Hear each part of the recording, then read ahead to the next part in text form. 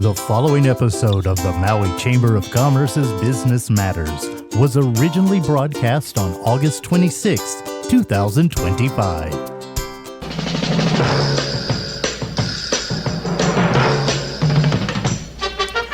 Welcome to Business Matters, brought to you by the Maui Chamber of Commerce. Now here's your host, the president of the Maui Chamber of Commerce, Pam Toompop. Good morning, Pam. Hey, good morning, Gary. How are you this morning? I am doing awesome. It's a beautiful, beautiful morning this morning down here. Oh, my gosh, I'm having the same experience. Yes. It's absolutely gorgeous in Pukalani this morning.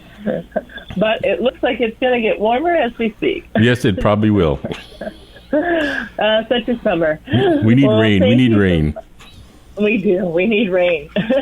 And we need to remind everybody, please, if you have large acreage and lots of grass, make sure you're mowing. It's that time. We need to keep everything knocked down. So prevent fuel for wildfires and you know, get your land prepared. So thank you, Gary, for all you do for the show, and welcome everybody to Business Matters this morning.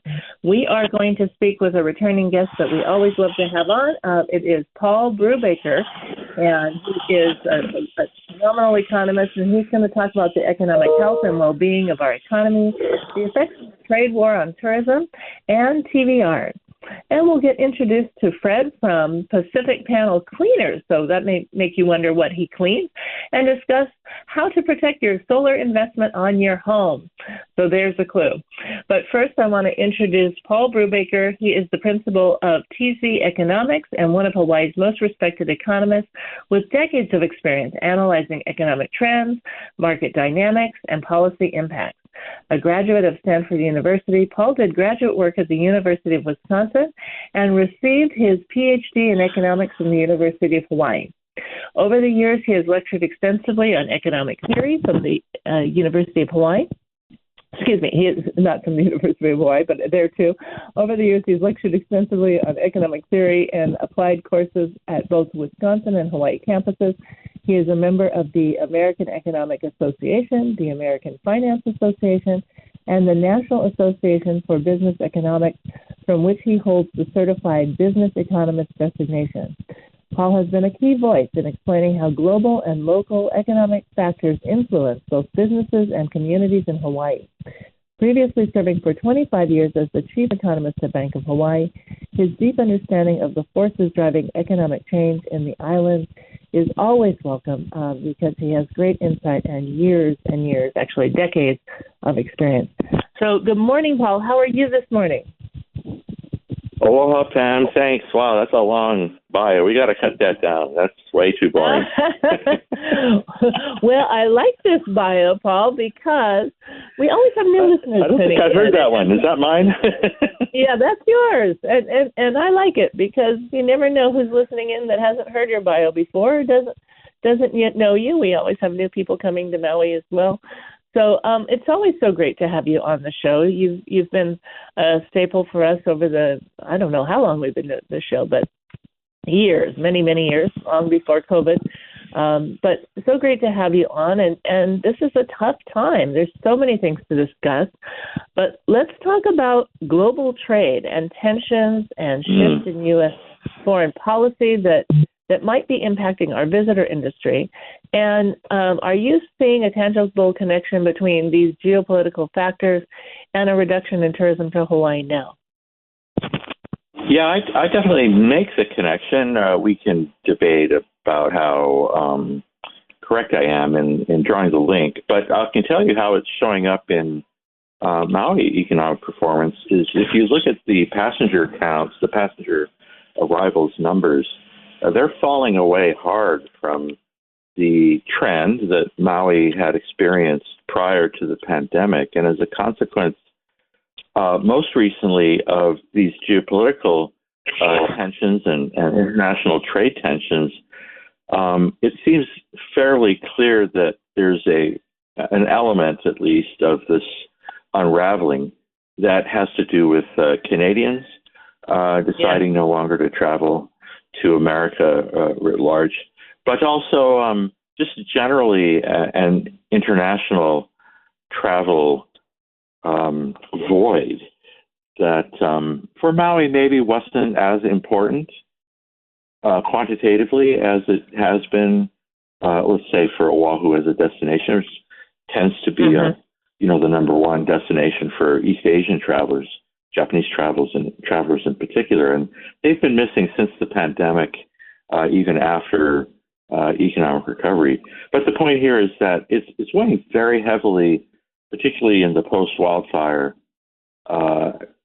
period, on Maui's tourism performance, and that's showing up, of course, in other aspects of Maui's economy, like employment. Right. Yeah, we've been deeply concerned. The Canadians were a huge part of our visitor market. And, with the messaging that went out, we've heard all sorts of things, not just the trade wars, but also just saying that, we want to make them the 51st state. And how offensive that was. Insulting their national sovereignty collectively and deliberately probably wasn't the best move of the current administration in the United States, which has not withdrawn those statements. And if anything has continued to alienate not just the Canadians as neighbors, but the entirety of our global trading partnerships and alliances built carefully, crafted painstakingly over 80 post-World War years to a point where aspirations towards free trade largely have been realized for several generations and now have been upended, a complete 180-degree turn. And as a consequence, this broad-based alienation, where I'm not sure enough Americans understand that by turning away from the global trading order as we have, not only are there manifestations such as the decrease in travel that we've seen, particularly for Maui. I mean, the Maui numbers are crazy bad, but the notion that the rest of the world can just go on trading with each other, it doesn't need America. I'm not sure people understand that if you isolate yourself like North Korea, nobody cares. They're like the Europeans and the East Asians, the Chinese and the Japanese are like, okay, you do you. See ya. Right. Wouldn't want to be ya. Yeah, it's scary, isn't it? It's scary and kind of like dumb. Like, who do you think you are? Yeah, it's deeply concerning on where we go from here and how it's changing so quickly. And for us in our market, of course, our businesses are small businesses. They can't pivot the same larger businesses can. So as these tariffs are starting to hit, they're hitting in a big way, and it's changing our dynamics here in Maui quite a bit. We have many businesses suffering as a result of this, and we're still just in the early days of all of it. I think it's important for everybody to recognize, and you hear it in the corporate earnings from the second quarter of this year, where some of the really large organizations, General Motors and Ford, announced in their recent earnings calls that they took $1 billion hit. They had to write down $1 billion in earnings from higher costs of imported components, right? Plus, half plus or minus, up to 2/3 and as little as 2/5, but a large fraction of components in motor vehicle assembly are not just sourced internationally, but are literally crossing borders multiple times on the way to being fitted into the final assembly. And so they're eating, the larger corporations have been eating those costs, but for small businesses who've been waiting, right? That's the other part of this is, it'd be one thing if on April 2nd, the president calls it Liberation Day. I call it Obliviation Day, like in Harry Potter. Like you're oblivious, forget everything you learned about international trade theory. It'd be one thing if the tariffs that had the so-called reciprocal SIC tariffs that were announced on April 2nd had just been a one and done. Here's the new tariff. We can debate whether you even have the legal authority to assert them, but at least we'd have the uncertainty of the commitment to an actual number. But this has been going on for months and months and months, and even the August 7th deadline, right? So there's a deadline, then there's April 2nd, and there's April 9th, or well, it's not, and we're going to press pause, and then we're going to do a 90-day thing, and then on July 9th, we're going to do another 1 month, and then on August 7th, we're going to do the Chinese in another 90 days. It's like, when are we going to know what the tariff is?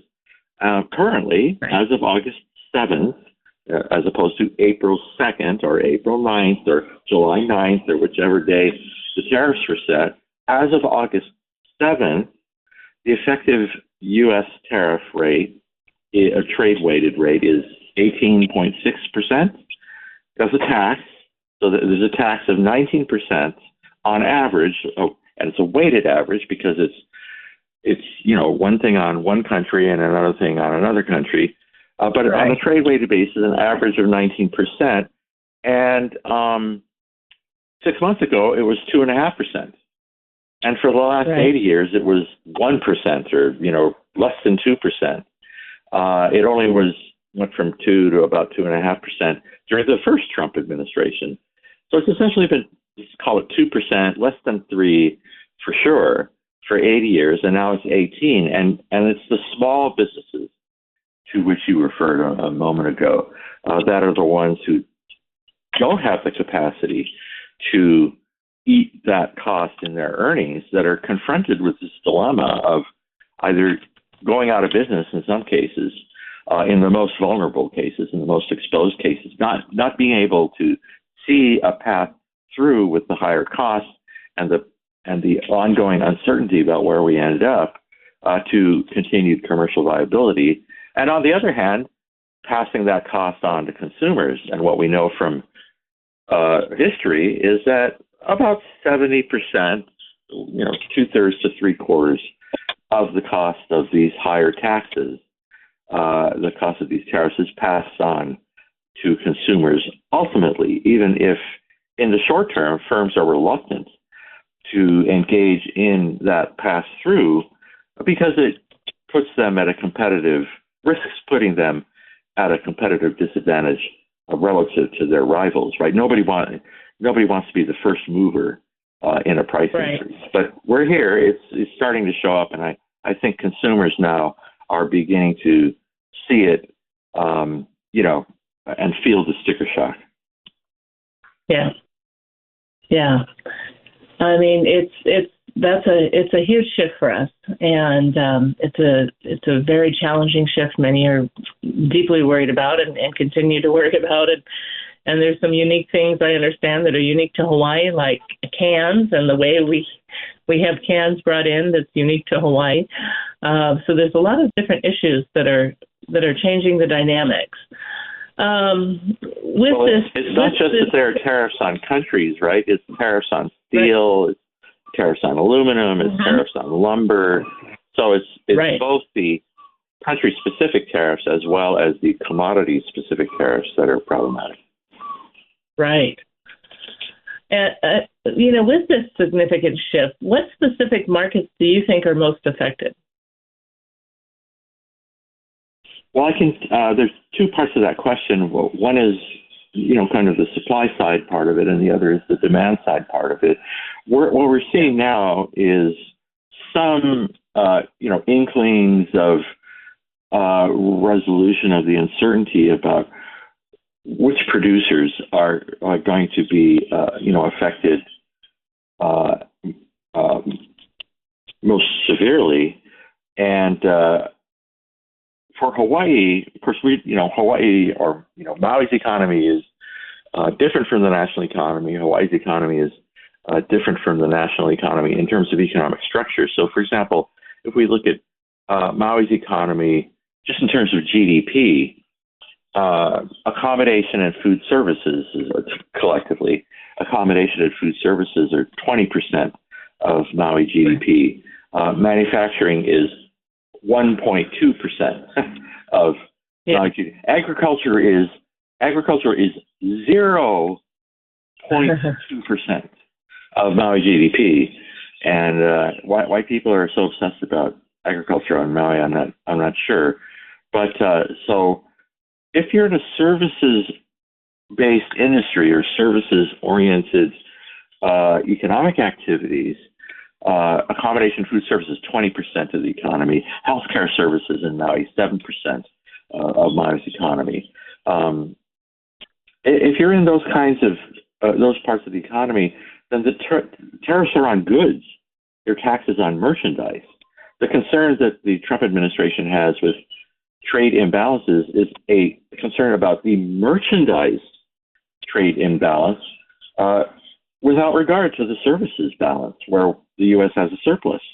Hawaii has a trade surplus with respect to services because we export large volumes of tourism-related services, 30% of Maui GDP, including a portion of these accommodation and food services, of course. But tourism is not an industry, but tourism as an export comprises nearly a third of Maui GDP, 29%. So it's a big share. So in those services-oriented activities, you're not going to see as much exposure to the Trump tariffs, 2.0 tariffs directly as you would in goods-producing industries like manufacturing and agriculture. But you'll see it in construction. And construction in Maui is as big as the healthcare sector in Maui. Those building materials costs are going to show up, on the supply side, as I say. On the demand side, we have to look in slightly different places. And of course, this has been a slow rolling train wreck, so we haven't seen it immediately. But we are starting to see inklings of these effects on consumers that I talked about a second ago, showing up in the urban Hawaii Consumer Price Index. And by the way, I think people may not be as aware of this as they ought to be, but Maui is actually a metropolitan statistical area. So when you say the urban Hawaii inflation rate, right, or the urban Hawaii Consumer Price Index, it's based predominantly on Oahu and Maui consumer or consumption categories and consumption activities. That's why last year, if you looked at the statistics a year ago, the housing cost components were the ones that were raising Hawaii inflation. A year ago, Hawaii inflation was around 5%. Today, it's about 2.5%, about half that today. But last year at 5%, all the inflation, or most of the inflation, was coming from housing costs because of the Maui wildfire. The 2,000 or so homes had disappeared instantaneously without replacement, and that meant that rents went up. So this year, if you look at the components in the Consumer Price Index categories, the inflation is lurking in items that have a high imported content or are associated with import competing industries. And this is really important to remember. If the price of the coffee from Brazil goes up, the price of the coffee from Colombia goes up, as it had. The coffee I've been buying on Amazon has just went up 45%. The price went up 45% this month. Wow. So I've been paying the same price for the last 3 or 4 years. I used to buy Kona coffee. It got too expensive. So then I was buying some coffee from Amazon, and it went up 45%. So now I don't know what I'm buying. But the point is that for onshore, for Maui or for Kona or for Kauai or for Oahu coffee producers, if the prices of the imports go up, that means that there's an opportunity for the prices of the import competing coffees to go up. And to what extent the producers in Hawaii respond is going to be a matter of some strategic. There's a non-collusive game going on, and you don't want to be you can't collude with the other producers. Hey, Bravo, how much are you going to raise price? So we'll just have to see. But if you look at the categories of the consumer price index now, the inflation's all in things like, motor vehicles, food at home, food away from home, household furnishings, apparel, the kind of stuff that we basically import from abroad. We produce services in Hawaii and we export them in exchange for the merchandise that we have manufactured and assembled and shipped here from other places. That's the trade-off. That's the trade. Yeah. That's literally the trade. We trade tourism-related services. We use the incomes from tourism-related services that we export to import our smartphones and our urban assault vehicles. Yeah, very, very well said. Let's talk about something that is continuing to burgeon here and has our community in many ways very divided over the issue. I know you've been involved in this and watching this, that we're considering converting thousands of transient vacation rentals into long-term housing. Can you share with us from an economic standpoint, how do you weigh, the urgent need for housing against the direct hit to, our economy and our tourism potential in again, a high tourism market for us? It is our economic engine. So how do we weigh this choice? Well, you don't. There's no reason to weigh them. It's a fake choice, right? If you need housing, and I'd be the first person to say Maui needs housing, not just because 2,000 houses just burned up. You just build them. You just build the housing. I think Maui's problem is Maui doesn't want to build housing, and it doesn't want to have tourists, or enough people on Maui don't want either one. I don't know what their idea is of we know that some people think that agriculture, which is 0.2%, 0.2% of Maui GDP, some people think that that's, in Maui's future. I'm not saying it's not, but what are we going to do? Double it, triple it? Let's increase Maui agriculture tenfold, and it'll be 2% of GDP. So, get serious. If you need houses, build them. It's a false choice. It's a fake issue. You don't need to dismantle the visitor plant inventory in order to produce housing. You can just produce housing. Maui used to produce 3,000 housing units every year. 50 years ago, every year, Maui built 3,000 housing units a year without computers, the slide rules. So it's been done. I don't know why it couldn't be done before. Well, I know why it's not done, because this is the democracy. You get what you vote for, and people, my interpretation is people in Maui, a majority of people in Maui, really literally do not want the housing shortage to be resolved. They're better off because their house is worth more as long as there's less competition.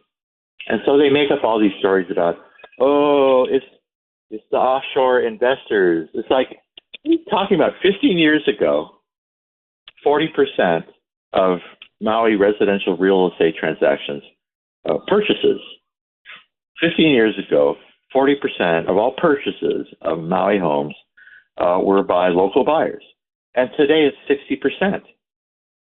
So the non-local buyers used to be 60% of all home buyers 15 years ago, and today they're 40%. And people are still complaining about the offshore investors.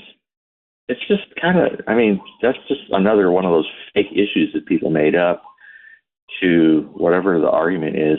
If you do the home building calculation in per capita terms, right, and the numbers of housing units authorized by Maui County, and the Planning Commission and all the people it takes to get permission from to build a house, Maui built 4 times as many houses between the 1960s and the 1980s, in the 1960s and the 1970s.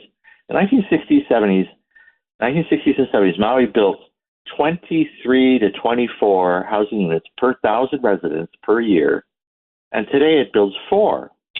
So the last 15 years, it's built 4.1 to 4.2 units per 1,000 residents per year. Well, 6 times, it's 1/6. I'm getting my math wrong. Used to be 24, now it's 4. Maui used to build 6 times as much housing per resident. Like, forget about, like, you're upset about offshore investors. I could forget about those guys. Just normalize housing units per resident. And it was 6 times as much back in the day when so Maui County made that up. Maui County made up the rules of that game. We, the people, made up the rules of that game because this is an autocracy. You get what you vote for. And that's what the shortage. So right from the beginning, the shortage is a result of Maui housing policy. And the question, as you posed it, posed as a choice between what the state calls visitor plant inventory, right? The choice between lodging and housing is a completely false dichotomy. It's just fake. If you're a lodging hater, if you're an anti-tourism denialist, then own it, bro. Grow a pair and own it. And if you don't want houses built, then own it. But it's already been done. Maui has already proved for 20 years in the 1960s and 70s that it could build 6 times as much housing per capita per year for 20 years as it did in the last 20 years, from 2007 to 2024. It was 4.1 to 4.2 units per resident.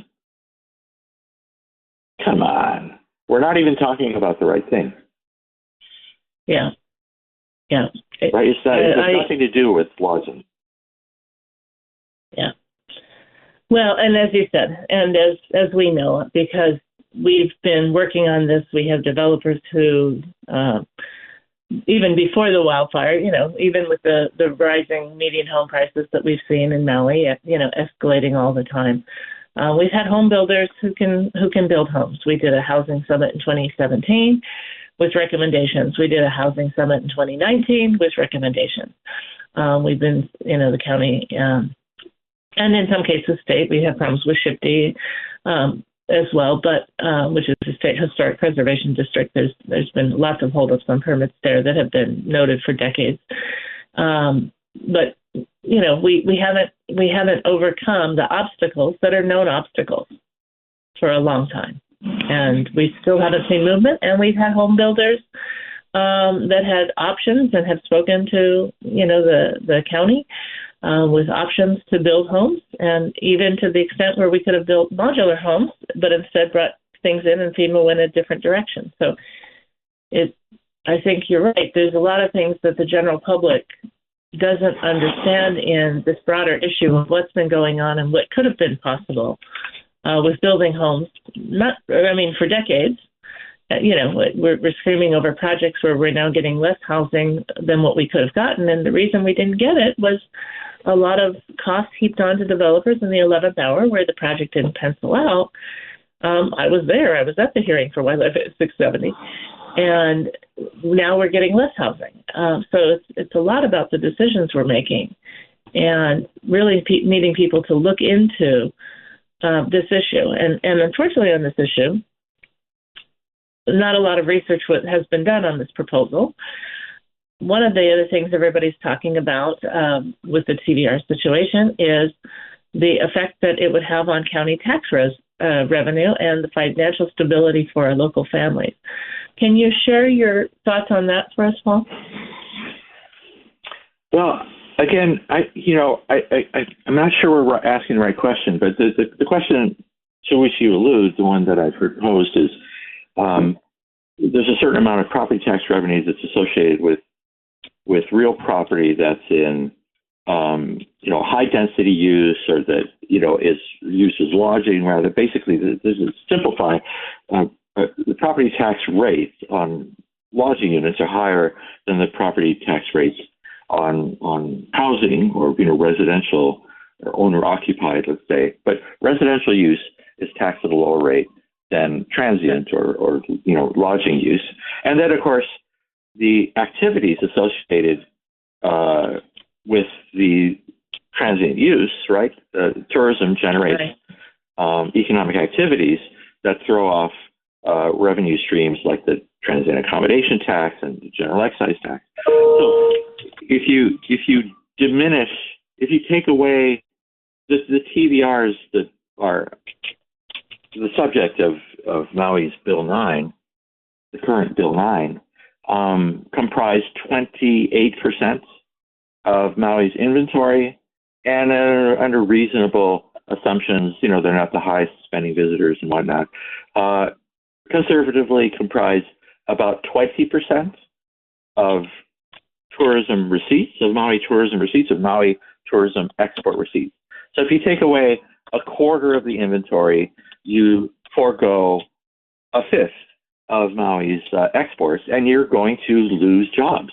Or you take away 20% of tourism, you're going to lose, 5% of all the jobs. Maui's already lost 6% of all the persons employed or occupied jobs that it had pre-pandemic. And this is, after everything's settled out.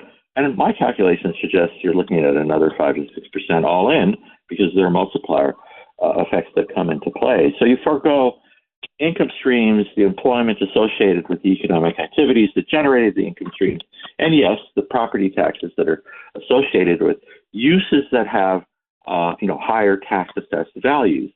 But again, why are we even posing that question when you could just keep those economic activities in place and build the housing units that are needed? You don't have to give up anything. The win-win solution is to keep what you have and build additional housing. Now, there are questions of urban form. I'd be happy to have another conversation with you about another half hour someday. We can talk about medium density, housing, and why sprawling suburbia across the isthmus is probably not in the interest of Maui's working families. Right? Density is proximity, and proximity is mobility. So it doesn't make any sense to make people drive across the island to get to work. But on the other hand, if you've designated resort areas that are going to be more expensive places in terms of land costs and the value of commercial real estate, then it doesn't make any sense to try to build affordable housing on the expensive land. So, ironically, it's the same reason people commute to, downtown or midtown Manhattan. It's expensive real estate. Who could afford to live there? So you commute in from the suburbs. Same reason people work in downtown Honolulu. It's the same reason people work remotely and don't have to commute at all. Okay, fine. That's just the nature of economic activity, and urban form on Maui probably should minimize urban sprawl and focus on making the Kahului-Wailuku conurbation an actual city. You know what I mean? Like the bumper sticker, keep the country country. My bumper sticker is make the city city. No F around. Make the city city. Come on. So I don't think we're even having the right conversation on any of this. Yeah, it's very challenging. Our view at the Chamber as well is we don't have to give up anything, and we know people want to live in certain areas, but we haven't even seen the homework done. We still have questions on, if we do this conversion, what these units will rent for. and what are the costs involved? And, they have higher HOA fees. Some people say, well, you could do away with the pool. Well, again, it's a larger ownership base, right? It's not a one owner issue where you say, okay, we'll do away with the pool. And there's so many things that go into this, and we still don't know. And yet we haven't even looked into how many people want what size units. What are people really looking for? How does this even match up? And as you say, at the very base of it, we're debating a lot of things when the core thing is, if we just build housing and continue to build housing, and that's why we need this forum. Why are we even having this conversation? Yeah, and by the way, to your point, I have to go back to the earliest way you posed this and then your more recent point about, have we studied this? Look, I've studied it. I've written multiple economic studies about this. My colleagues at the University of Hawaii have written a study about this. And so I think we've studied this. We know the answer. You're going to lose jobs. There's no reason to go to the first thing you said. No reason to believe that condos in resort areas are going to become residences for local people. It's absurd. They're resort areas. They're never going to be cheap. So the idea that you're just magically going to wave your wand and turn lodging units in a house, there's a reason they evolved into lodging units. It's just the spatial economics of tourism as an activity that we've zoned, we've used exclusionary zoning to build ghettos where the tourists stay, and contain the pecuniary spillovers of the high values associated with that particular kind of economic activity and that particular kind of land use. But here's the irony. Even the University of Hawaii studies suggest that the way the hypothetical mechanism underlying Bill 9 is supposed to work is by reducing condo prices 20 to 40% over the next 2 or 3 years. Like if Mayor Bisson gets his wish and 6,000 vacation rental units are magically, so first of all, they're not going to be magically transformed. They're just going to be banned from use as short-term rental units. That doesn't mean automatically that they're going to become long-term rental units. I'm just saying we're just going to ban them. And the theory is that their prices will fall, the condo prices will fall on Maui 20 to 40%. And like magic, condos will be affordable. Well, here's a news flash. In the first half of this year, condo prices on Maui declined 18%. And in June, the average condo price was 40% lower than it was in July, 40% lower than a year ago. Okay, median prices declined 19% on Maui. Median condo prices declined 19% between the first half of last year and the first half of this year. So we're at the threshold, and by the way, these prices are falling like a rock because you're talking about Bill 9. These condo prices already are plummeting 20 to 40%. I don't see anybody celebrating the affordability of, you have to build them. Right? You're already seeing what you, Hero, predicted would be the solution to the problem. It's already happened. While we were doing the studies, the prices fell 20 to 40%. So, you can't. This is not alchemy, right? You have to mine the gold to get it. You can't make it from something else. You have to build the houses to get them. You can't make them up from something else. I hear you. I do. And again, we have many amazing home builders who have solutions, and we just need to get on with it. And of course, the more we delay, the bigger the challenge is. And then we don't have enough construction workers on island to do all the work because we keep delaying, and now we've got an urgent state. So it's getting a bit, there are people across the state who are, there's other ways to still do things locally and to bring in others. But it's time to get going and to, really get back to house building. That's the way that we get to more affordable solutions. Well, I know 24 units per thousand. 24 units per thousand residents 50 years ago. 4 units per thousand residents today. 24 versus 4. Pick one. Yeah. And I will say, and sadly, I think UHERO did bring out both. They always look at doing a balanced study, and I think they worked really hard to find, balance in some of the things that they shared. But sadly, we're just continuing to hear from, the administration side. We're hearing one side of the issue, and now, in addition to Bill 9, they've come forward to say, well, for Bill 9 to really work, we need all these other measures as well. So it's another challenge as we're looking at this is the solution they're proposing. Now they're saying, well, it's not a holistic solution, so then we need these other bills. And there seems to be a belief that we're not going to see, even though we're moving this trigger out 3 to 5 years in the hopes that that's not going to, that would help prevent lawsuits. We're really not seeing a belief that there will be lawsuits and that the lawsuits might not hold it up much further.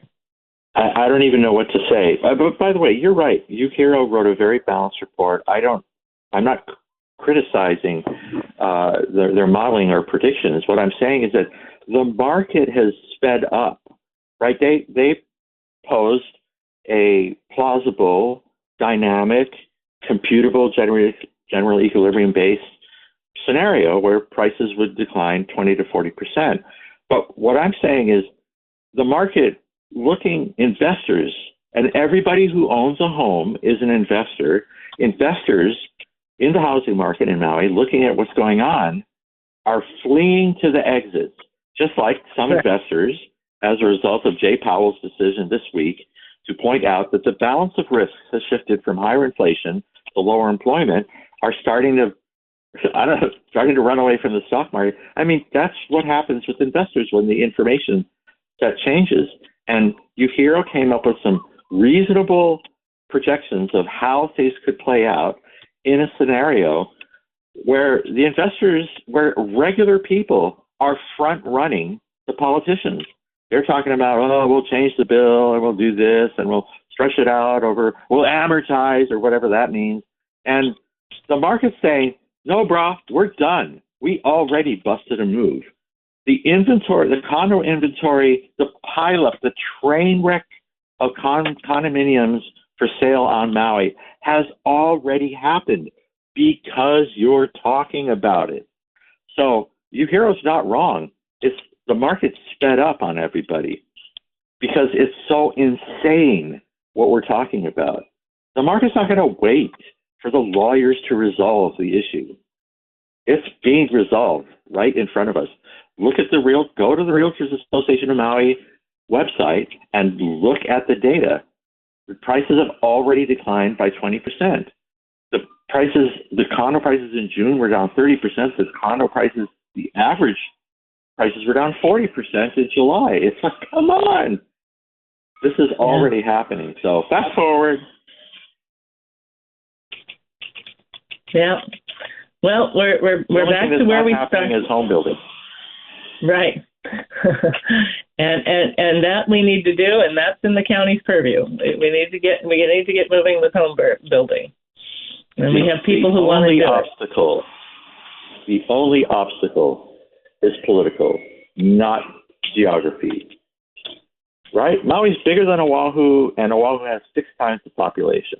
I'm pretty sure Maui can handle, the next, I don't know how many thousand units, but you'll know you built enough when there's enough housing for people in the middle, right? Not the high end, not the low end. It's the people in the middle who are getting screwed. Right. So stand up and represent. That's what I mean. I don't know any other way to do it is to get your voice heard. You're not being represented. Yeah. Well, I think that was a perfect point. And Paul, thank you so much for your time today.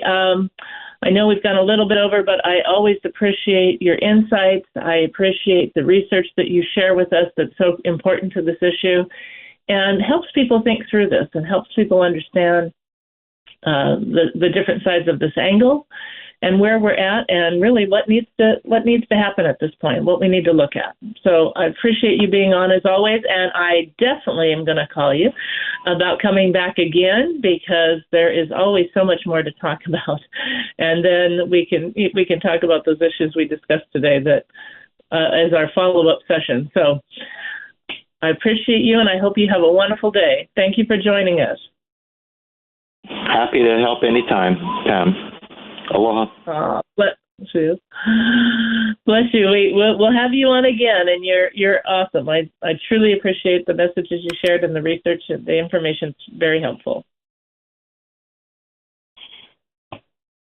All right. Well, I'm so glad to have Paul on again. If you are a frequent listener, you know he comes on regularly onto the show and always helps us explore economic issues. And the things we're facing. And now we're going to turn to Fred Brooks, who is the founder of Pacific Panel Cleaners. Fred joined the Navy with the goal of being stationed in the islands, serving over 8 years at his home port of Pearl Harbor. Fred worked in the engineering department of the frigate, engineering department on the frigate and a destroyer. After his service, he furthered his education here, earning an associate's degree from the University of Hawaii and a Bachelor of Science in Environmental Science from HPU, which is Hawaii Pacific University, with a focus on photovoltaic engineering. He entered the PV industry in 2006 at SolarWave Hawaii before founding Pacific Panel Cleaners in 2009. He is a firm believer in renewable energy and its role in preserving the natural beauty of Hawaii, not just for us, but for his daughters, their children, and for all to enjoy, as am I, Fred. Welcome to the show. How are you this morning? I'm doing great, Pam. Thank you very much for having me on here. Oh, it's wonderful to have you on this morning. Tell us how long Pacific Panel Cleaners has been in business and what made you want to start this unique company that at the time nobody else was doing. I started in 2009, so we're going on our 16th year. And basically what happened was I helped design one of the first stages of Punahou, which at the time was the biggest system in the Hawaiian Islands. And it was $4.6 million. And the size of the system now could pretty much fit on one roof. But I remember sitting there and saying, okay, well, you put this up, and so how are you going to take care of it? You know what I mean? That's a lot of money. And I always use my analogy of McKinley Car Wash. Everybody goes there, but your car doesn't pay you back. Well, that was before Uber. And so I started doing a lot of research on the manufacturers, the panel manufacturers, and inverter manufacturers. And they all recommended once a year, clean inspection, take care of your system. And this was, as I refer to it, back in the day of DC, this was before children. So I came up with the idea of why not start a solar cleaning and maintenance company? Nobody's doing it, and let's try to go protect everybody's solar investments. And that's pretty much how the idea came out. And it was also the same time that the Star Advertiser had the front page was talking about how many PV permits were pulled. And I said, this is an opportunity because if you have dirty panels, they're not producing as much. And also, you know, we're trying to push for the goal of renewable energy. So, you know, it doesn't matter how big of a system you put in, but if it's not working, it's not doing what it's supposed to do. So that's pretty much how it all started. And it was all from background of maintenance in the Navy. And before that, when I grew up, I used to work on like fishing boats at a young age. So everything was maintenance, and this was no different. Well, I think that's a great point. And you also just mentioned that if it's not performing well enough or up to expectation, and I think often, you know, when I heard that you were doing solar panel cleaning, I thought, wow, that's really unique. Can you talk a little bit about how this maintenance not only helps protect the investment, but helps improve the efficiency and the expectations you have for the solar panels? So it's a multi-fork process when you're looking at it. So anybody who understands with maintenance knows if you continue doing maintenance, your system performs well. The North American Board of Certified Energy Practitioners and the National Renewable Energy Laboratories have done multiple studies, and they say non-taking care of PV systems or dirty panels can lose up to 20% efficiency. Now, you take that into being with the dirt, but also consideration if inverters or other parts of the equipment aren't running, you start losing greater efficiency and performance. You know, a perfect example, we got called into a site the other day, and I'm not joking, 19 out of 20 of his inverters weren't working. So he was down to 5% that's amazing. of what he was expected to be giving. So with the maintenance, part of the maintenance that we do when you're taking care of it, you know, it's not just the cleaning on it. You're helping people monitor their systems. You're checking everything out, and you're preemptively finding items that are going on by going up and actually not just cleaning, but you inspect the system when you're up there. That's one of the big parts of what we believe in doing. Not just inspecting it for the customer, but you're inspecting it actually for your own safety when you're up there as well. Well, that's very important. We've got about a minute or two left, but can you tell people what are two things who own a photovoltaic system they should do at a minimum for maintenance, and how people can get a hold of you? Okay, well, the first thing that I tell everybody, your monitoring of your system is your heart monitor on a person. It's the most important thing you can do. It gives you a pulse of what's going on with your system. The next important thing that I would recommend doing is having someone go up and clean and inspect your system at least once a year, as panel manufacturers recommend, because this can, like I said, find other issues that are going on. But the most important thing is people, when they get the system installed, learn how to make sure you can monitor it, make sure your installer has taught them that, because that's the first step in figuring out what's going on. And like I said, the second is then start getting someone to clean and inspect your system and being able to make sure that they're like a licensed contractor in the state and know what they're looking at and being able to provide a report. So those are the two things. And to get in touch with us, you get on our website at pacificpanelcleaners.com or 808-772-4705. So those are the two ways. I love that. Thank you so much for joining us this morning, Fred, and telling us how we can maintain our solar panels. That's awesome. I think a lot of people don't even know about that, and I think you're going to really help them improve their efficiency, and I hope they reach out to you. I want to make sure that you do, so tune in and call Fred at Pacific Panel Cleaners. That's all the time we have today, folks, but I just want to send blessings and aloha for a beautiful Maui week, and we hope you'll join in next Tuesday. There's a lot to cover today, but a lot of big issues that we're tackling, and we need your help. Ring in, let people know how you feel. Mahalo nui loa, and a hui hou.